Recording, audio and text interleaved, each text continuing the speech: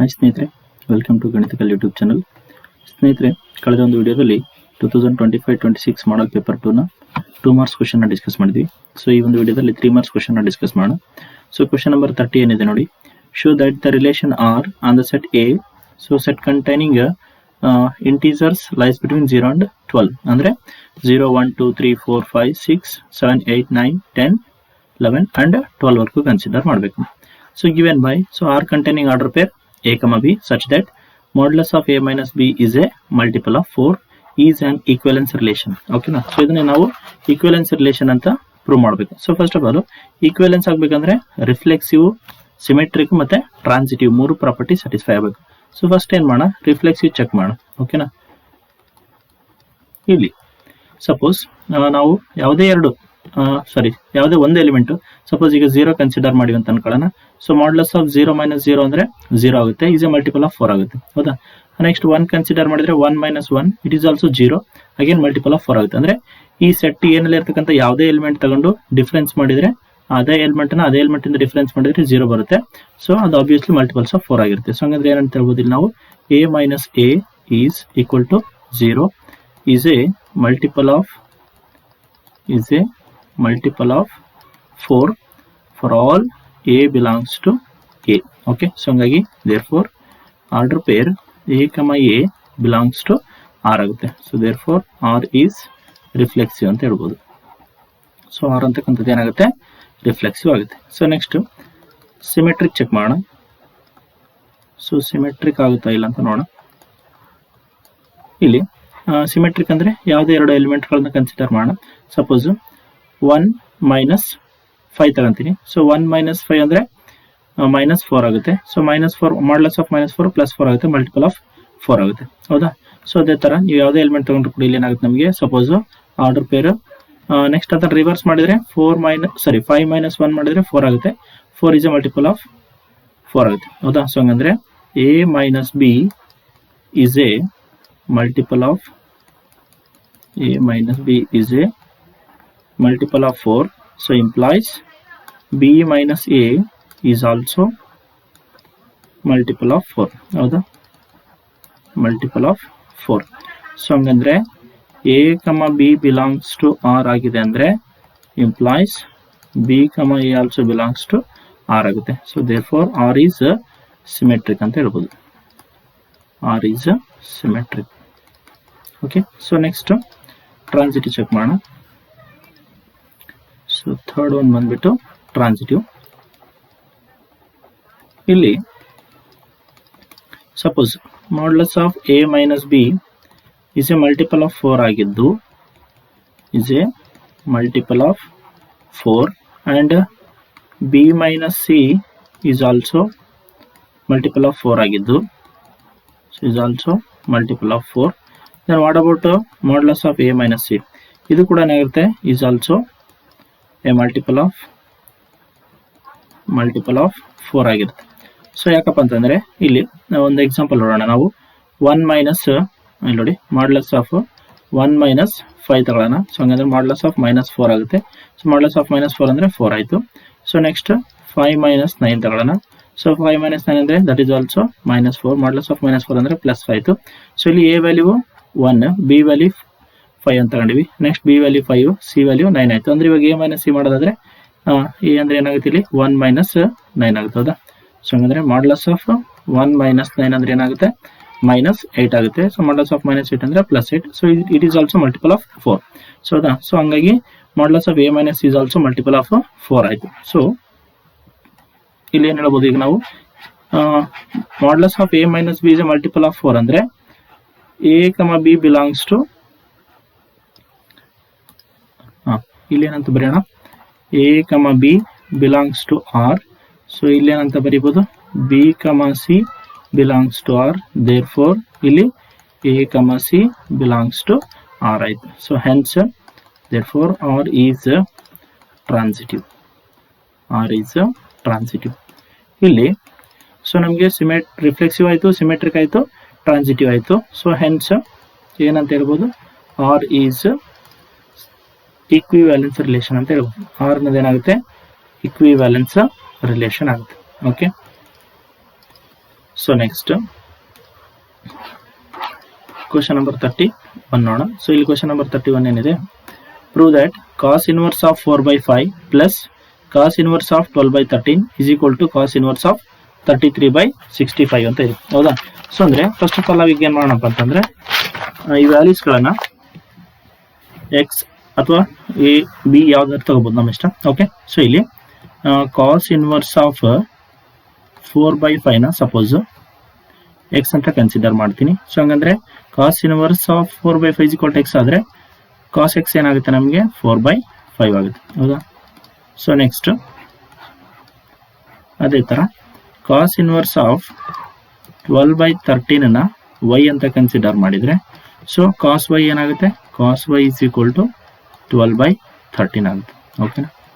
So next sine x ನಮಗೆ sine square x plus cos square x equal to 1 ಅಂತ ಗೊತ್ತು. So ಅದನ್ನು use ಮಾಡ್ಕೊಂಡು ನಾವು ಸೈನ್ ಎಕ್ಸ್ ನ ಫೈಂಡ್ ಔಟ್ ಮಾಡೋಣ. ಸೊ ಸೈನ್ ಎಕ್ಸ್ ಏನಂತ ಬರೀಬಹುದು, sine x is equal to square root of 1 minus cos square x ಆಗುತ್ತೆ. ಸೊ ಇಲ್ಲಿ ಕಾಸ್ ಎಕ್ಸ್ ವ್ಯಾಲ್ಯೂ ಗೊತ್ತು 4/5 ಅಂತ. ಸೊ ಹಂಗಂದ್ರೆ ಇದರಲ್ಲಿ ಸಬ್ಸ್ಟಿಟ್ಯೂಟ್ ಮಾಡಿದ್ರೆ 1 ಮೈನಸ್ 4/5 ಹೋಲ್ ಸ್ಕ್ವೇರ್ ಆಗುತ್ತೆ. So that is nothing but square root of 1 minus 4 square ಅಂದ್ರೆ 16, 5 square ಅಂದ್ರೆ 25. ಸೊ 25 ಅಂದ್ರೆ 25, 25 ಮೈನಸ್ 16 ಅಂದ್ರೆ 9/25 ಆಗುತ್ತೆ. ಸೊ ಅಂಡರ್ ಸ್ಕ್ವೇರ್ ರೂಟ್ ನ ರಿಮೂವ್ ಮಾಡಿದ್ರೆ ನಮಗೆ ಸೈನ್ ಎಕ್ಸ್ ವ್ಯಾಲ್ಯೂ ಏನು ಬರುತ್ತೆ, 3/5 ಬರುತ್ತೆ. ಓಕೆ, ಸೊ ಅದೇ ತರ ಸೈನ್ ವೈ ನ ಫೈಂಡ್ ಔಟ್ ಮಾಡೋಣ. ಸೊ ಸೈನ್ ವೈ ಏನಂತ ಬರೀಬಹುದು, sine y is equal to square root of 1 minus cos square y. So ಇಲ್ಲಿ ಕಾಸ್ ವೈ ಏನಿದೆ 12/13 ಇದೆ. ಸೊ ಹಂಗಂದ್ರೆ ಏನಾಗುತ್ತೆ 12 ಸ್ಕ್ವೇರ್ ಬೈ 13 ಸ್ಕ್ವೇರ್ ಅಂದ್ರೆ 12 ಸ್ಕ್ವೇರ್, ಒಂದು ನಿಮಿಷ, ಅಥವಾ 12/13 ಹೋಲ್ ಸ್ಕ್ವೇರ್ ಅಂತ ಬರೆಯೋಣ. 12/13 ಹೋಲ್ ಸ್ಕ್ವೇರ್. ಸೊ ಸಿಂಪ್ಲಿಫೈ ಮಾಡಿದ್ರೆ ಇದೇನಾಗುತ್ತೆ square root of 1 minus 12 square ಅಂದ್ರೆ 144 ಡಿವೈಡೆಡ್ ಬೈ 13 ಸ್ಕ್ವೇರ್ ಅಂದ್ರೆ 169. ಸೊ ಹಂಗಾಗಿ sine y is equal to square root of, so 169 minus 144 ಅಂದ್ರೆ 25 ಡಿವೈಡೆಡ್ ಬೈ 169 ಆಗುತ್ತೆ. ಸೊ ಹಂಗಂದ್ರೆ sine y value under square root ನ remove ಮಾಡಿದ್ರೆ 5 ಡಿವೈಡೆಡ್ ಬೈ 13 ಆಯ್ತು. Okay, ನಮಗೆ ಈ cos of x plus y formula use ಮಾಡೋಣ. So what is cos of x plus y ಅಂದ್ರೆ cos of x plus y is equal to cos x cos Y minus sine x sine y ಆಗುತ್ತೆ. Okay, so ಇಲ್ಲಿ cos X ಅಂದ್ರೆ ಏನಿದೆ, cos x ಅಂದ್ರೆ 4/5 ಇದೆ, 4/5 into cos Y ಅಂದ್ರೆ ಏನಿದೆ 12/13 ಇದೆ, ಮೈನಸ್ ಸೈನ್ ಎಕ್ಸ್ ಎಷ್ಟು ಬಂತು ನಮಗೆ 3/5 ಇಂಟು ಸೈನ್ ವೈ ಎಷ್ಟು ಬಂತು 5/13 ಆಯ್ತು. ಸೊ ಇಲ್ಲಿ 5 ಗೆಟ್ ಕ್ಯಾನ್ಸಲ್. ಇಲ್ಲಿ ಸಿಂಪ್ಲಿಫೈ ಮಾಡಿದ್ದಾನೆ. ಈಗ 12 4 48 ಆಯ್ತು. 48 ಡಿವೈಡೆಡ್ ಬೈ 65. ಇಲ್ಲಾಂದ್ರೆ ಇದು ಕ್ಯಾನ್ಸಲ್ ಮಾಡೋದು ಬೇಡ, ಡೈರೆಕ್ಟ್ ಆಗಿ ಸಿಂಪ್ಲಿಫೈ ಮಾಡೋಣ ಇಲ್ಲಿ, ಯಾಕಂದ್ರೆ ಎಲ್ಸಿಎಂ ಸೇಮ್ ಬರುತ್ತೆ ನಮಗೆ. ಮೈನಸ್ 3 5 ಏನಾಗುತ್ತೆ 15 ಆಗುತ್ತೆ. 15 ಡಿವೈಡ್ ಬೈ 65. ಸೊ ಇಲ್ಲಿ ಡಿನಾಮಿನೇಟರ್ ಸೇಮ್ ಇದೆ, ಡೈರೆಕ್ಟ್ ಆಗಿ ನ್ಯೂಮರೇಟರ್ ನ ಸಬ್ಟ್ರಾಕ್ಟ್ ಮಾಡ್ಬೋದು. ಏನು ಬರುತ್ತೆ ನಮಗೆ 33/65 ಬರುತ್ತೆ. ಹೌದಾ? ಸೊ ಲೆಫ್ಟ್ ಹ್ಯಾಂಡ್ ಸೈಡ್ ಅಲ್ಲಿ ಏನಿದೆ cos of x plus y ಇದೆ. ಸೊ ಕಾಸ್ ನ ಆ ಕಡೆ ಶಿಫ್ಟ್ ಮಾಡಿದ್ರೆ ನಮಗೆ ಏನು ಉಳಿತು, ಲೆಫ್ಟ್ ಹ್ಯಾಂಡ್ ಸೈಡ್ ಅಲ್ಲಿ ಎಕ್ಸ್ ಪ್ಲಸ್ ವೈ ಉಳಿತು. ಹೌದಾ? So x plus y is equal to cos inverse of 33 divided by 65. So x ಅಂದ್ರೆ ಏನಿದೆ ನಮಗೆ ಕಾಸ್ ಇನ್ವರ್ಸ್, ನೋಡೋಣ, ಎಕ್ಸ್ ಅಂದ್ರೆ ಕಾಸ್ ಇನ್ವರ್ಸ್ 4/5, ವೈ ಅಂದ್ರೆ ಕಾಸ್ ಇನ್ವರ್ಸ್ 12/13. ಓಕೆ, ಸೊ ಸಾರಿ,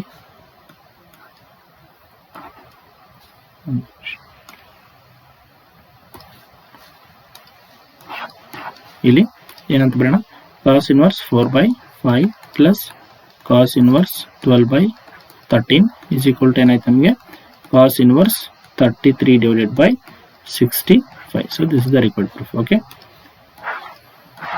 ಸೊ ನೆಕ್ಸ್ಟ್ ಕ್ವೆಶ್ಚನ್ ನಂಬರ್ 32 ನೋಡೋಣ. ಏನಿದೆ ಇಲ್ಲಿ,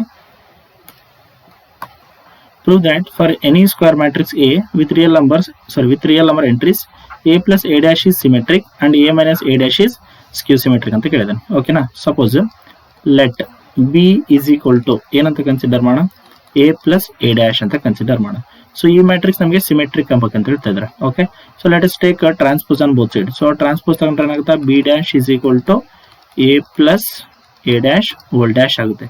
ಅಂದ್ರೆ B dash is equal to, so ಇದನ್ನು ಟ್ರಾನ್ಸ್ಪೋಸ್ ಕನ್ಸಿಡರ್ ಮಾಡಿದ್ರೆ A dash plus A dash whole dash ಆಗುತ್ತೆ. ಸೊ ಇಲ್ಲಿ ಎ ಡ್ಯಾಶ್ ಹೋಲ್ ಡ್ಯಾಶ್ ಅಂದ್ರೆ ಎ ಆಗುತ್ತೆ, ಅಂದ್ರೆ A dash plus A. So that is nothing but A dash plus A is nothing but what B, ಹೌದಾ? So ಅಂದ್ರೆ ಏನ್ ಬಂತು ನಮಗೆ ಈಗ B dash is equal to B ಅಂತ ಬಂತು. There four B is a symmetric ಅಂತ ಹೇಳ್ಬೋದು. ಸೊ ಬಿ ಅಂದ್ರೆ ಏನಿದೆ ಇಲ್ಲಿ A plus A dash is a symmetric matrix ಅಂತ ಆಯ್ತು. ಎ ಪ್ಲಸ್ ಎ ಡ್ಯಾಶ್ ಅನ್ನೋದು ಏನಾಗುತ್ತೆ ಸಿಮೆಟ್ರಿಕ್ ಮ್ಯಾಟ್ರಿಕ್ಸ್ ಆಗುತ್ತೆ. ಓಕೆ, ಸೊ ಅದೇ ತರ ಈಗ ಸಿ ಅಂತ ಕನ್ಸಿಡರ್ ಮಾಡೋಣ. Let C is equal to A minus A dash ಅಂತ ಕನ್ಸಿಡರ್ ಮಾಡೋಣ. ಸೇಮ್ ಈಗ ಟ್ರಾನ್ಸ್ಪೋಸ್ ಕನ್ಸಿಡರ್ ಮಾಡಿದ್ರೆ C dash is equal to ಏನಾಗುತ್ತೆ A minus A dash whole dash ಆಗುತ್ತೆ. ಸೊ ಇದಕ್ಕೆ ಟ್ರಾನ್ಸ್ಪೋಸ್ ಅಪ್ಲೈ ಮಾಡಿದ್ರೆ A dash minus A dash whole dash ಆಗುತ್ತೆ. That means A dash minus A dash whole dash ಅಂದ್ರೆ ಏನಾಗುತ್ತೆ A ಆಗುತ್ತೆ. Suppose minus common ತೆಗೆದ್ರೆ ನಮಗೆ ಎ ಮೈನಸ್ ಎ ಡ್ಯಾಶ್ ಆಗುತ್ತೆ. ಸೊ ಹಂಗಂದ್ರೆ C dash is equal to ನಮಗೆ ಏನ್ ಬರುತ್ತಿದ್ದು minus A minus A dash ಅಂದ್ರೆ ಏನಿದೆ ಸಿ ಇದೆ. So C dash equal to minus C ಅಂದ್ರೆ ಸಿ ಅನ್ನೋದು ಸ್ಕ್ಯೂ ಸಿಮೆಟ್ರಿಕ್, ಹೌದಾ? ಸಿ ಅಂದ್ರೆ ಏನಿಲ್ಲಿ A minus A dash. Therefore A minus A dash is a skew symmetric matrix ಆಗುತ್ತೆ. Skew symmetric matrix, ಓಕೆನಾ? So ಇಲ್ಲಿ ಇದನ್ನು ನೀಟಾಗಿ ಅಬ್ಸರ್ವ್ ಮಾಡ್ಬೇಕು. ಇಲ್ಲಿ ಬಿ ಮತ್ತೆ ಸಿ ಅಂತ ಕನ್ಸಿಡರ್ ಮಾಡಿಬಿಟ್ಟು ಅದಕ್ಕೆ ಟ್ರಾನ್ಸ್ಪೋಸ್ ತೆಗೆದು ನಾವು ಪ್ರೂವ್ ಮಾಡಿದ್ವಿ, ಹೌದಾ? So next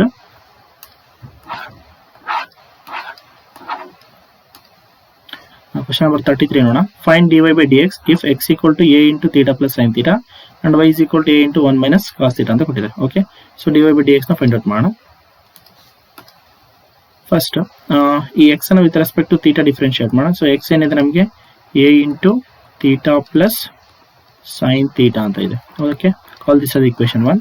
differentiate 1 with respect to theta. So ಅವಾಗ ಏನಾಗುತ್ತೆ dx by d theta is equal to, so ಏನದು ಕೋಎಫಿಷಿಯಂಟ್ ಆಸ್ ಇಟ್ ಈಸ್ ಬರೋಣ. Derivative of theta with respect to theta ಅಂದ್ರೆ 1 ಆಗುತ್ತೆ, plus derivative of sine theta ಅಂದ್ರೆ ಏನಾಗುತ್ತೆ ನಮಗೆ cos theta ಆಗುತ್ತೆ. ಓಕೆ, ಸೊ ಇದು dx by d theta. So ಅದೇ ತರ y ಕನ್ಸಿಡರ್ ಮಾಡೋಣ. ಸೊ y ಏನಿದೆ a into 1 minus cos theta.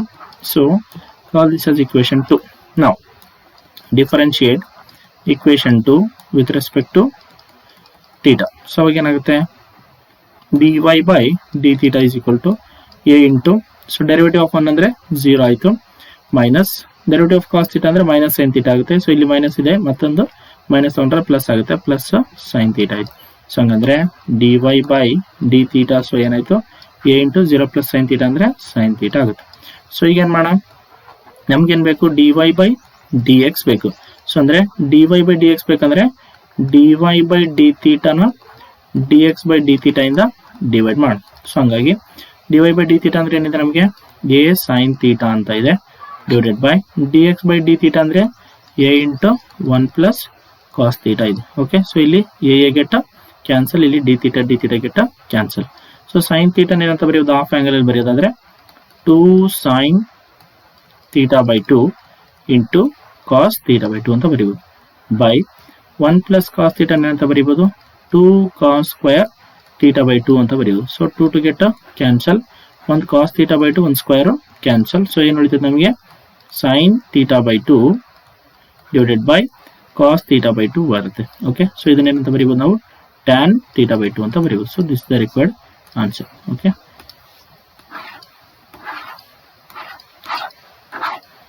So next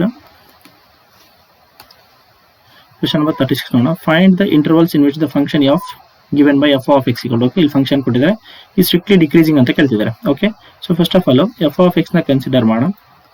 F of x ಏನು ಕೊಟ್ಟಿದ್ದಾರೆ 2x cube minus 3x square minus 36x plus 7 ಅಂತ. Okay, so ಇದನ್ನು differentiate ಮಾಡಿದ್ರೆ ಏನಾಗುತ್ತೆ ನಮಗೆ f dash of x is equal to 2 into differentiation of x cube ಏನಾಗುತ್ತೆ 3x square ಆಗುತ್ತೆ, minus 3 into differentiation of x square 2x ಆಗುತ್ತೆ, minus 36 into differentiation of x ಅಂದ್ರೆ 1 plus differentiation of 7 ಅಂದ್ರೆ 0 ಆಗುತ್ತೆ. ಸೊ ಹಂಗಂದ್ರೆ 6x square minus 6x minus 36 ಆಯ್ತು. So ಇದು ಏನು ನಮಗೆ f dash of x. So ಮೂರು ಟರ್ಮಲ್ಲೂ 6 ಕಾಮನ್ ಇದೆ. ಸೊ 6 ಕಾಮನ್ ತೆಗೆದ್ರೆ 6 into x square minus 6x minus 36 ಆಯಿತು. So this is f dash of x. ಓಕೆನಾ, ಇಲ್ಲಿ ನೆಕ್ಸ್ಟ್ ಏನು ಮಾಡಬೇಕು, put f dash of x equal to 0 ಮಾಡಬೇಕು. Put f dash of x equal to 0. So ಹಂಗಂದ್ರೆ ಏನಾಗುತ್ತೆ ಇಲ್ಲಿ 6 into x square minus 6x minus 36 equal to 0. 6 ಆಚೆ ಕಳಿಸಿದ್ರೆ 0/6 ಅಂದರೆ 0 ಆಗುತ್ತೆ. ಸೊ ಹಂಗಂದ್ರೆ x square minus 6x minus 36 is equal to 0 ಆಯಿತು. ಹೌದಾ? ಸೊ ಇಲ್ಲಿ ಈ ಒಂದು ಕ್ವಾಡ್ರಾಟಿಕ್ ಈಕ್ವೇಷನ್ನ ಸ್ಪ್ಲಿಟ್ ಮಾಡಿ ಬರೆಯೋದಾದ್ರೆ ಏನಂತ ಬರೆಯೋದು, ಎಕ್ಸ್ ಸ್ಕ್ವೇರ್ ಮೈನಸ್ 36ನ ಒಂದು ನಿಮಿಷ ಏನಿದೆ ನಮಗಿಲ್ಲಿ 36 ಇದೆ. ಸೊ 36 ಫ್ಯಾಕ್ಟರ್ಸ್ ಬರೀಬೇಕು. ಸಾರಿ ಇಲ್ಲಿ 6 ಕಾಮನ್ ತೆಗೆದಿದ್ವಲ್ಲ 6 ಆಗುತ್ತೆ. ಸಾರಿ 36 ಅಲ್ಲ, ಇಲ್ಲಿ 6 ಆಯಿತು, ಇಲ್ಲಿನೂ 6 ಆಗುತ್ತೆ. ಸಾರಿ, ಸೊ ಇದು 6, ಇಲ್ಲಿ -6. ಸೊ ಹಂಗಂದ್ರೆ 6 ಏನಂತ ಬರೀಬೋದು ಇಲ್ಲಿ, right. So X square minus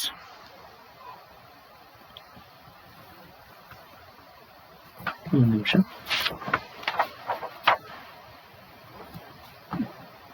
sorry ಇಲ್ಲಿ ಮಿಸ್ಟೇಕ್ ಮಾಡಿದ್ವಿ. ಸೊ 6 ಕಾಮನ್ ತೆಗೆದ್ರೆ ಇದು ಎಕ್ಸ್ ಆಯಿತು.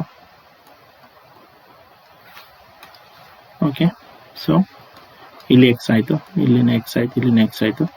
Then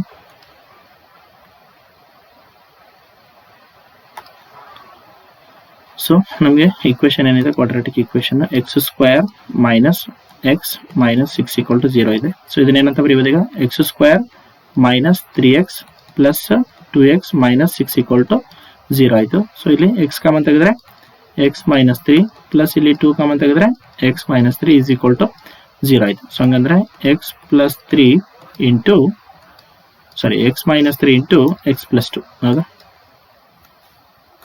X minus 3 into x plus 2 is equal to 0 ಆಯಿತು. So that means x minus 3 is equal to 0 or x plus 2 is equal to 0. So ಹಂಗಂದ್ರೆ x is equal to 3 ಆಯಿತು, ಇಲ್ಲಿ X is equal to -2 ಆಯಿತು. So next ಏನು ಮಾಡೋಣಪ್ಪ ಅಂದರೆ number ಲೈನ್ನ draw ಮಾಡೋಣ. So number ಲೈನ್ನ ಡ್ರಾ ಮಾಡಿ ಇಲ್ಲಿ -∞, ಇಲ್ಲಿ -2, ಇಲ್ಲಿ +3, ಇಲ್ಲಿ +∞. ಓಕೆ, ನಮ್ಗೇನು ಬೇಕು ಈಗ, ಇಂಟರ್ವಲ್ ಬೇಕು, ಅಲ್ಲಿ ಆ ಫಂಕ್ಷನ್ ಏನಾಗಿರ್ಬೇಕು, ಸ್ಟ್ರಿಕ್ಟ್ಲಿ ಡಿಕ್ರೀಸಿಂಗ್ ಆಗಿರ್ಬೇಕು. ಸೊ ಇಲ್ಲಿ ನಮಗೆ -∞, -2 ಅನ್ನೋದು ಒಂದು ಇಂಟರ್ವಲ್ ಬಂದಿದೆ. So next -2, 3. So third one ಬಂದ್ಬಿಟ್ಟು 3, ∞. ಹೌದಾ? ಇಲ್ಲಿ -2, -∞, -2 ಮಧ್ಯದಲ್ಲಿ ಒಂದು ವ್ಯಾಲ್ಯೂ ತಗೊಂಡು ನಾವು ಎಫ್ ಡ್ಯಾಶ್ ಆಫ್ ಎಕ್ಸ್ ಅಲ್ಲಿ ಹಾಕೋಣ. So F dash of X ಇಲ್ಲಿ ನಮ್ಗೆ ಏನು ಬಂದಿದೆ, X minus 3 into x plus 2 ಇದೆ. ಹೌದಾ? ಸಪೋಸ್ -3 ತಗೊಂಡ್ರೆ ಇಲ್ಲಿ -3 ಅಂದರೆ -6 ಆಯಿತು, ಇಲ್ಲಿ -3 + 2 ಅಂದರೆ -1 ಆಯಿತು. ಸೊ -2 ಪ್ಲಸ್ ಆಗುತ್ತೆ. ಸೊ ಅಂದರೆ ಪಾಸಿಟಿವ್ ಅಂದ್ರೆ ಇಲ್ಲಿ ಆಗುತ್ತೆ, ಫಂಕ್ಷನ್ ಇನ್ಕ್ರೀಸಿಂಗ್ ಆಗುತ್ತೆ. ಹೌದಾ? ಓಕೆ, ಸೊ ಈ ಒಂದು ಇಂಟರ್ವಲ್ ಅಲ್ಲಿ ಫಂಕ್ಷನ್ ಏನಾಗ್ತಿದೆ, ಸ್ಟ್ರಿಕ್ಟ್ಲಿ ಇನ್ಕ್ರೀಸಿಂಗ್ ಆಗ್ತಾ ಇದೆ. ಸೊ ನೆಕ್ಸ್ಟ್ -2 ಮತ್ತು 3 ಮಧ್ಯದಲ್ಲಿ ಒಂದು ವ್ಯಾಲ್ಯೂ ತಗೊಳ್ಳೋಣ. ಸಪೋಸ್ 0 ತಗೊಳ್ಳೋಣ. ಸೊ 0 - 3 ಅಂದರೆ -3 ಆಗುತ್ತೆ, ಇಲ್ಲಿ 0 + 2 ಅಂದರೆ +2 ಆಗುತ್ತೆ. -3 + 2 ಅಂದರೆ ನಮಗೆ ನೆಗೆಟಿವ್ ಬರುತ್ತೆ. ಸೊ ಅಂದರೆ ಇಲ್ಲಿ ಏನಾಗುತ್ತೆ, ಫಂಕ್ಷನ್ ಡಿಕ್ರೀಸಿಂಗ್ ಆಗುತ್ತೆ. ಸೊ ಯಾವ ಇಂಟರ್ವಲ್ ಅಲ್ಲಿ -2, 3 ನಲ್ಲಿ ಫಂಕ್ಷನ್ ಸ್ಟ್ರಿಕ್ಟ್ಲಿ ಡಿಕ್ರೀಸಿಂಗ್ ಆಗಿರುತ್ತೆ. ಓಕೆ, ಸೊ ಇನ್ನೊಂದು ಇಂಟರ್ವಲ್ ಇದೆ 3, ∞. ಸೊ ಅದೊಂದು ಚೆಕ್ ಮಾಡೋಣ. ಸಪೋಸ್ 4 ತಗೊಳ್ಳೋಣ ಇಲ್ಲಿ. ಸೊ 4 ತಗೊಂಡ್ರೆ 4 - 3 ಅಂದರೆ 1 ಆಗುತ್ತೆ, ಇಲ್ಲಿ 4 + 2 ಅಂದರೆ 6 ಆಗುತ್ತೆ. ಸೊ ಅಂದರೆ ಪಾಸಿಟಿವ್ ಬರುತ್ತೆ. ಸೊ ಈ ಇಂಟರ್ವಲ್ ಅಲ್ಲಿ ಕೂಡ ಫಂಕ್ಷನ್ ಏನಾಗಿರುತ್ತೆ, ಇನ್ಕ್ರೀಸಿಂಗ್ ಆಗಿರುತ್ತೆ. ಸೊ ಹಂಗಂದ್ರೆ ನಮಗೆ ಬೇಕಾಗಿರ್ತಕ್ಕಂಥ ಇಂಟರ್ವಲ್ ಯಾವುದು, -2, 3. ಸೊ ಇಲ್ಲಿ ಏನಾಗಿರುತ್ತೆ, ಫಂಕ್ಷನ್ ಸ್ಟ್ರಿಕ್ಟ್ಲಿ ಇನ್ಕ್ರೀಸಿಂಗ್ ಆಗಿರುತ್ತೆ. Okay,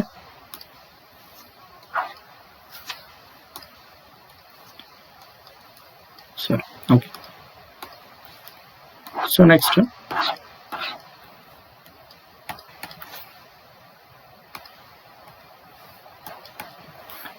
okay, so question number 35 ನೋಡೋಣ. ಏನಿದೆ ಇಲ್ಲಿ, find integration x into tan inverse x into dx ಅಂತ ಕೇಳ್ತಿದ್ರು. ಓಕೆ, ಸೊ ನಾವು ಇದನ್ನ ಇಂಟಿಗ್ರೇಷನ್ ಬೈ ಪಾರ್ಟ್ಸ್ ಅಪ್ಲೈ ಮಾಡಬೇಕು. ಸೊ ಅಂದ್ರೆ ಇಲ್ಲಿ ನಮಗೆ ಫಸ್ಟ್ ಫಂಕ್ಷನ್ ಏನಾಗುತ್ತೆ, ಇನ್ವರ್ಸ್ ಟ್ರಿಗ್ನೋಮೆಟ್ರಿಕ್ ಫಂಕ್ಷನ್ ಆಗುತ್ತೆ.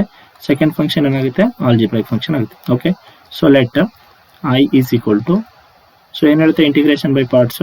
ಸೊ ಫಸ್ಟ್ ಫಂಕ್ಷನ್ ಇಂಟು ಅಂದರೆ tan inverse x into integration of second function, next minus integration of differentiation of first function ಏನಿದೆ ಇಲ್ಲಿ tan ಇನ್ವರ್ಸ್ x ಇದೆ, into integration of second function ಅಂದರೆ x into d x ಆಗುತ್ತೆ. Okay, so whole thing into d x.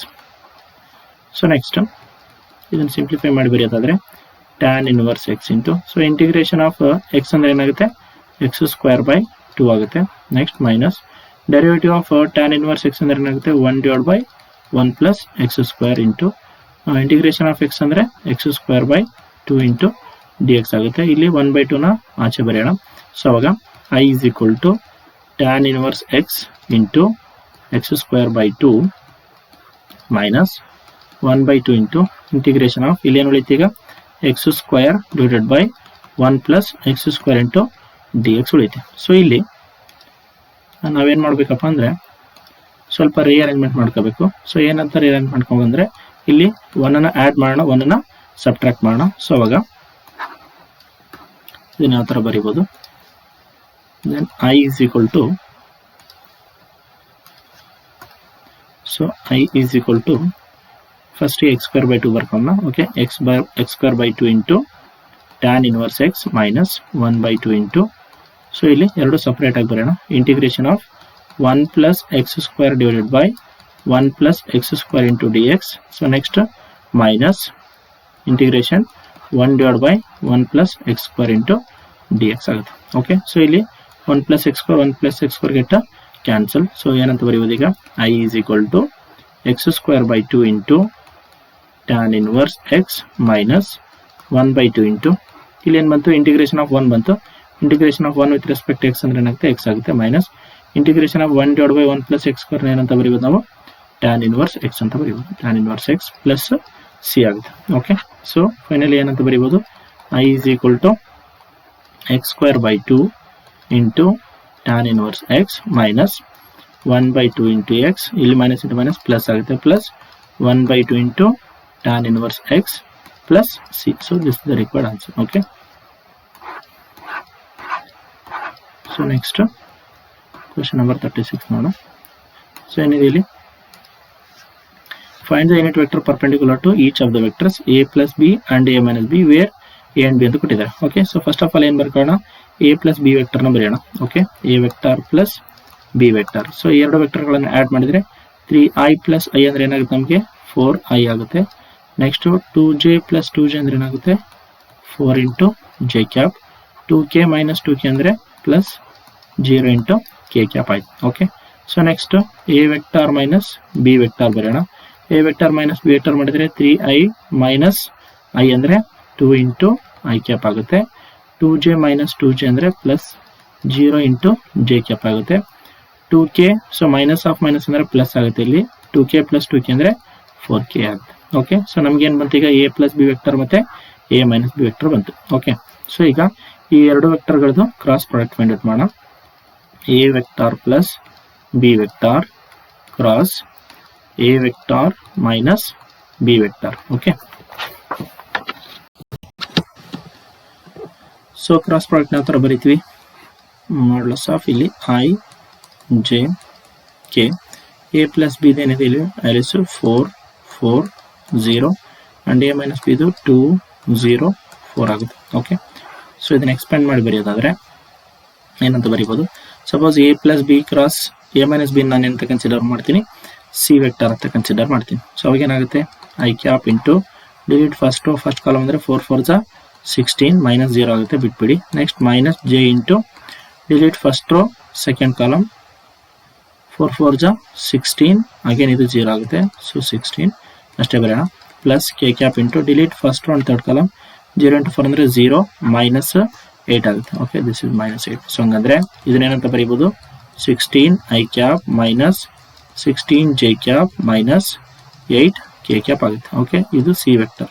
So ನಮ್ಗೇನು ಬೇಕು, unit vector ಬೇಕು ಹೌದಾ. So ಇಲ್ಲಿ ಸಿ ವೆಕ್ಟರ್ ಯೂನಿಟ್ ವೆಕ್ಟರ್ ಹೆಂಗೆ ಇಡ್ತೀವಿ, ಇಲ್ಲಿ ಸಿ ಕ್ಯಾಪ್ ಅಂತ ಬರೀತೀವಿ. So c cap is equal to ಏನು formula, c vector divided by magnitude of c vector. So ಇದನ್ನ ಯಾವ ಥರ ಬರೆಯುವುದು, c vector already find out ಮಾಡ್ಕೊಂಡಿದ್ವಿ, ಏನಂತ 16 into i cap minus 16 into j cap minus 8 into k cap ಹೌದಾ. So divided by magnitude of c square ಅಂತ ಬರೀತೀವಿ, square root of 16 square plus minus 16 square plus minus 8 square. So ಹಂಗಂದ್ರೆ ಇದೇನಾಗುತ್ತೆ, 16 I cap minus 16 j cap minus 8 k cap divided by square root of 16 square ಅಂದ್ರೆ ಎಷ್ಟಾಗುತ್ತೆ 256 plus 256 plus 8 square ಅಂದ್ರೆ 64 ಆಗುತ್ತೆ ಹೌದಾ 64.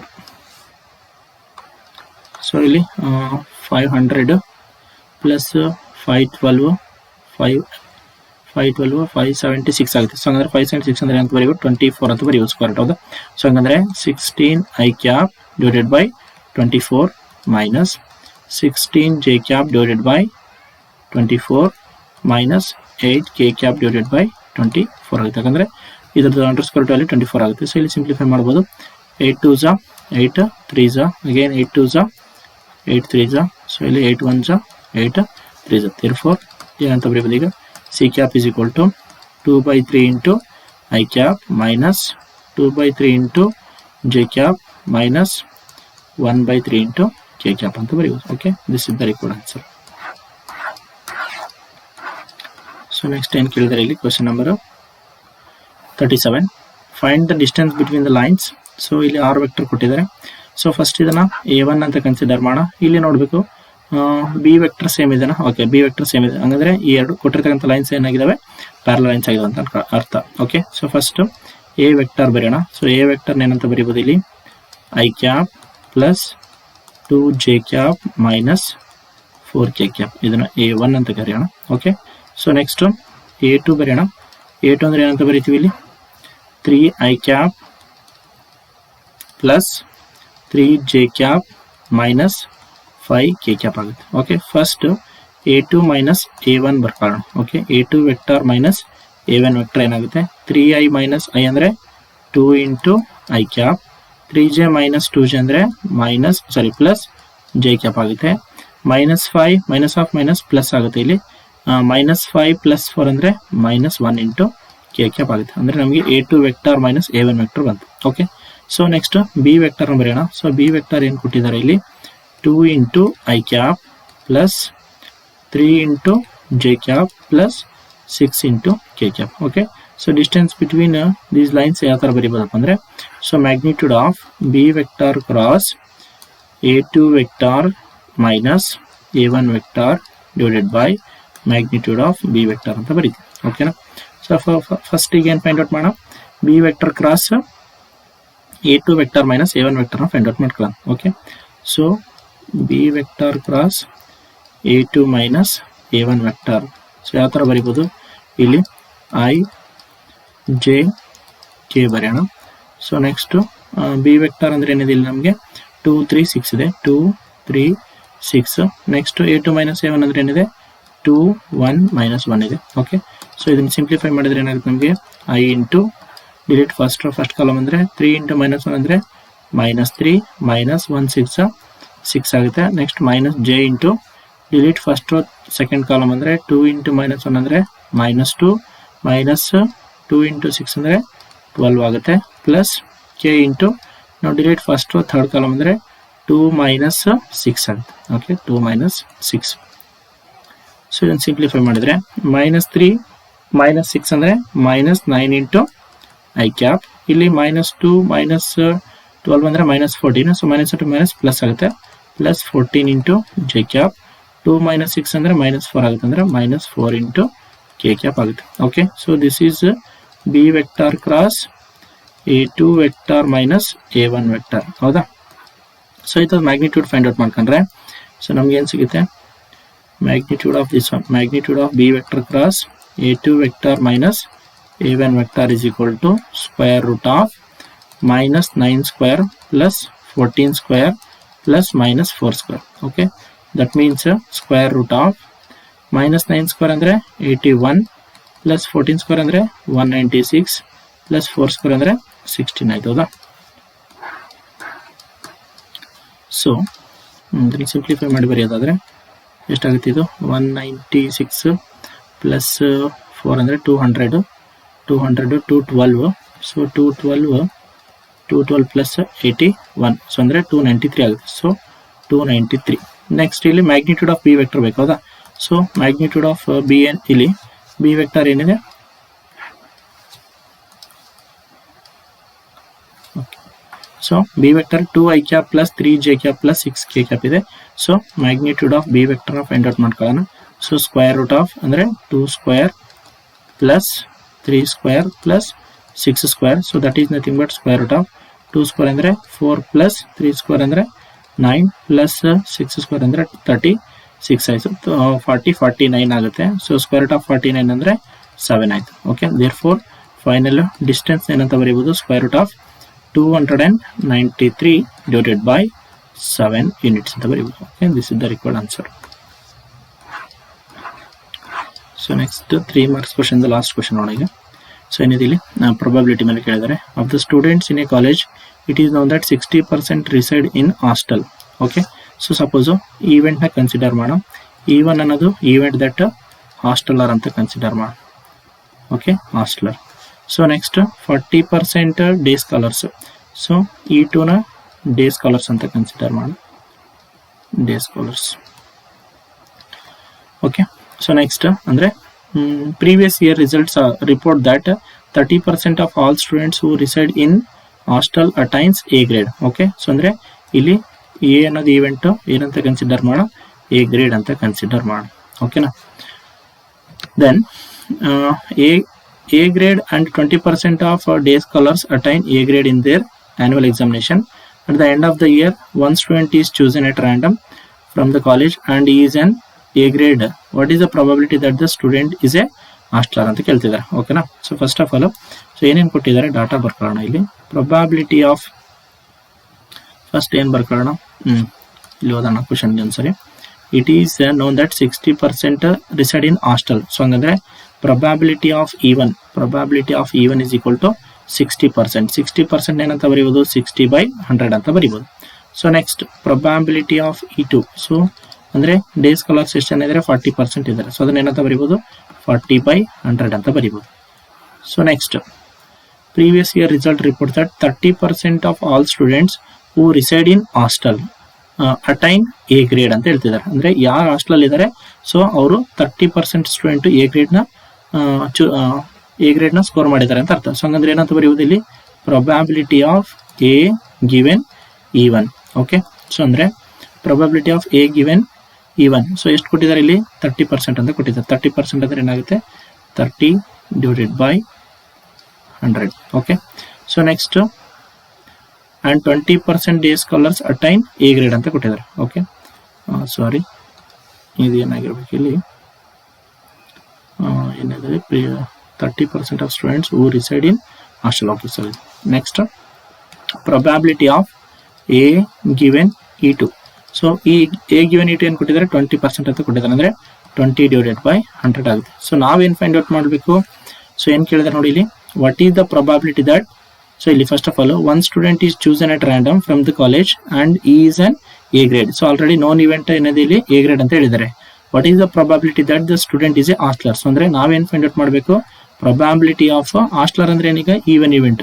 So even given A ಆಗಿರ್ಬೇಕು, ಇದನ್ನು find out ಮಾಡ್ಬೇಕು ನಾವು. ಓಕೆ, ಸೊ ಫಾರ್ಮುಲಾ ಬರೆಯೋಣ ನಾವು. ಫಸ್ಟ್ ಆಫ್ ಆಲ್ ಏನಂತ ಬರೀಬಹುದು, probability of E1 given A is equal to probability of E1 into probability of A given E1 divided by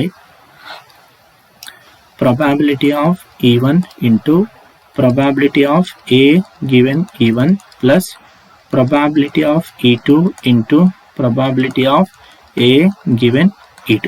okay, so ಇಲ್ಲಿ values ನ substitute ಮಾಡೋಣ.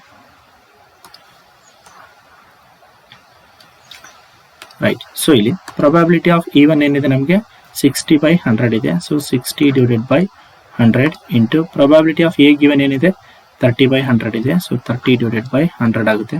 Hole divided by ಇಲ್ಲಿ 60/100 into 30/100 plus probability of E2 ಏನಿದೆ 40/100 ಇದೆ. So 40/100 into probability of A given ಇದೆ 20/100 ಇದೆ. So 20/100.